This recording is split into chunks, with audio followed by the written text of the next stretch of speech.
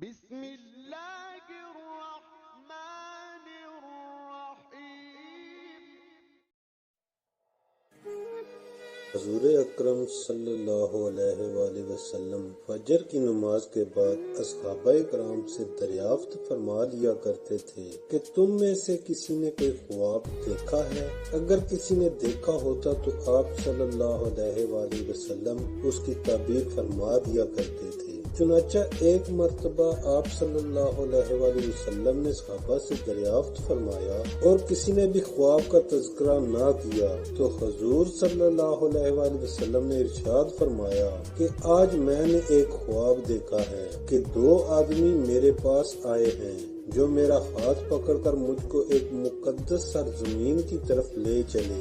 میں کیا دیکھتا ہوں کہ ایک شخص وہاں بیٹھا ہوا ہے اور دوسرا ہاتھ میں زنبور لیے ہوئے کھڑے کھڑے اس بیٹھے ہوئے شخص کے جبڑے چیر رہا ہے، اور جب ایک جبڑا گری تر جاتا ہے تو دوسرے جبڑے کے ساتھ بھی یہی معاملہ کرتا ہے، اور اتنی دیر میں اس کا پہلا جبڑا درست ہو جاتا ہے، مگر وہ شخص پھر بھی اس کے ساتھ یہی عمل کرتا ہے۔ یہ دیکھ کر میں نے دریافت کیا آخر یہ کیا بات ہے؟ تو وہ دونوں کہنے لگے آگے چلیے۔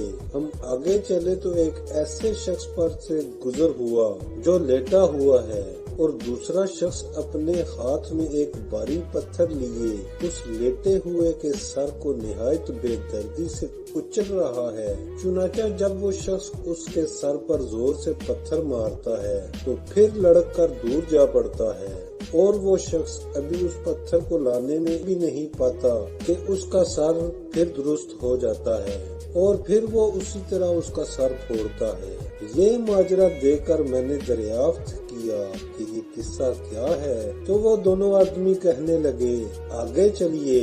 جب آگے چل کر ہم ایسے غار پر پہنچے جو تندور کی طرح اندر سے کشادہ تھا اور اوپر سے تنگ، جس میں آگ دہک رہی تھی اور بہت سے مرد و عورت اس میں پڑے تھے۔ جب آگ کے شعلے بلند ہوتے تھے تو وہ سب اوپر اٹھاتے اور نکلنے کے قریب ہو جاتے، اور جب آگ نیچے بیٹھتی تو اس کے ساتھ نیچے چلے جاتے تھے۔ یہ دیکھ کر میں نے معلوم کیا کہ یہ کیا معاملہ ہے، تو وہ دونوں کہنے لگے آگے چلیے۔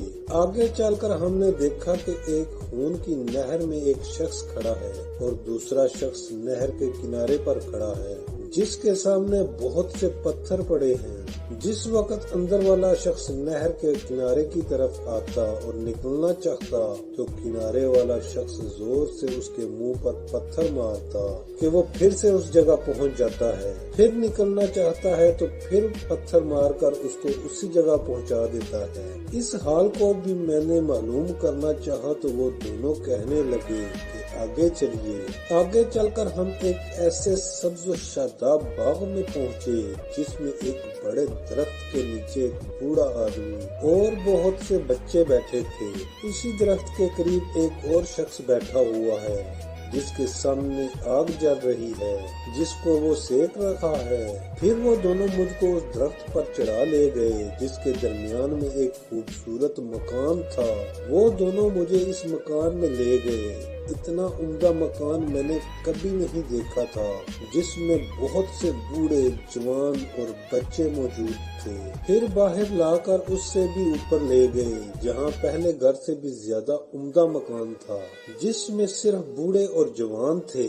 اب میں نے ان دونوں شخصوں سے کہا کہ تمام رات تم مجھے لیے پھر رہے ہو، آخر اس اسرار کی حقیقت سے بھی تو آگاہ کرو۔ جب انہوں نے بتایا کہ جس شخص کے جبڑے چیرے جا رہے تھے وہ جھوٹا شخص ہے جس کی جھوٹی باتیں دنیا میں مشہور ہو جاتی تھی، قیامت تک وہ اسی سزا میں جلتا رہے گا، اور جس کا سر پھوڑا جا رہا تھا وہ ایسا شخص ہے جس کو اللہ تعالیٰ نے علم و قرآن عطا فرمایا مگر رات کو غافل ہو کر سو رہتا اور دن کو اس پر عمل نہ کرتا تھا، قیامت تک وہ اس عذاب میں مبتلا رہے گا، اور آگ کے غار میں زناکار پڑے ہیں اور خون کی نہر میں سود خور ہیں۔ ہاں وہ بڑے میاں جو سرسبز درخت کے نیچے بیٹھے تھے وہ حضرت ابراہیم ابراہیم علیہ السلام ہیں اور ان کے گرد لوگوں کی نابالغ اولاد اور اسی درخت کے قریب جو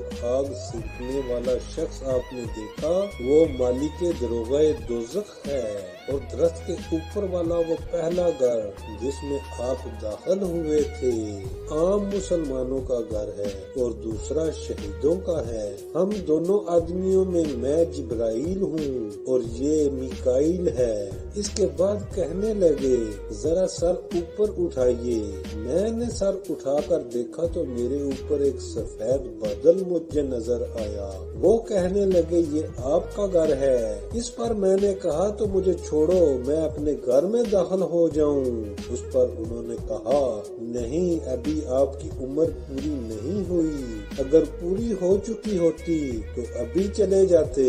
انبیاء کا خواب بھی وہی ہوتا ہے۔ اس کچی حکایت سے جھوٹ بے عملی یعنی قرآن پاک کا علم ہونے کے باوجود اس پر عمل نہ کرنا، نیز زناکار سودخور کی سزاؤں کا حال، نابالغوں، عام مسلمانوں اور شہداء کے درجات کا حال معلوم ہوا۔